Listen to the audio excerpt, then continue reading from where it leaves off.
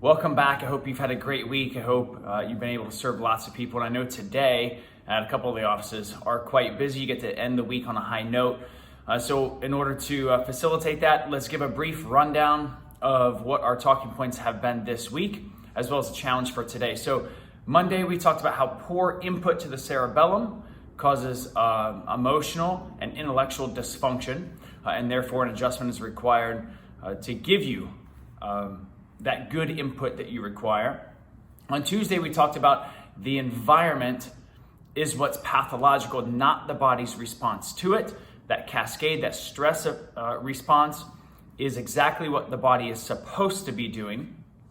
So on Wednesday, we talked about how your adjustments, connecting the dots between the patients, that your adjustments can not only inhibit the negative impact of thoughts, traumas, and toxins and a negative environment, but in some cases prevent you from even developing a negative thought or a negative perception in your brain, I think, which is the most powerful and most valuable tool that chiropractic has to offer.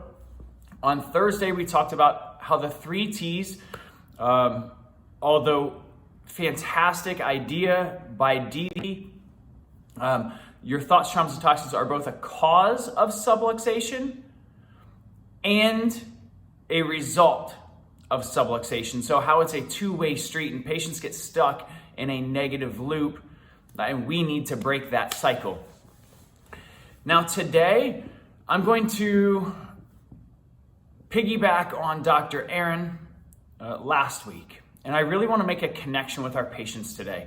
And I'm going to use a story from John Demartini, a gentleman we heard Parker Seminar just a couple years ago. When Dr. Demartini was in college, he did rounds with a cardiovascular surgeon, Dr. Denton Cooley. And this guy was one of the most world-renowned surgeons. And the amazing thing was he didn't perform a procedure that was out of the ordinary. He didn't have some miraculous tool or proprietary technique that gave him an advantage. In fact, later on in this guy's career, he didn't even do the procedures anymore. His disciples did them. But his outcomes were substantially better than other cardiovascular surgeons.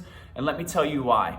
At the end of every procedure, no matter whether he did it or one of his other doctors did it, he would go up to the patient when they woke back up and when they came back to it, and he would hold their hand and he would look in their eye and he would tell them, "Chelsea, you've responded exactly the way that we anticipated your body to do during the surgery.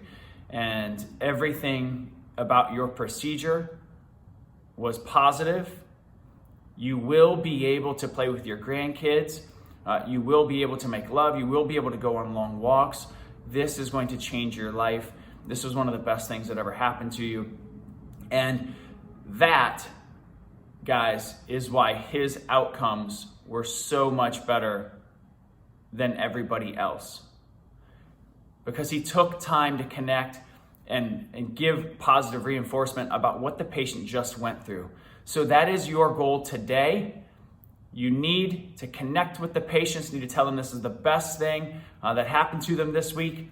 You need to tell them the adjustment went exactly the way it was designed to do, and their body is going to take that energy and use that to facilitate their healing, to make them a better them. Thank you, guys. Finish the week strong.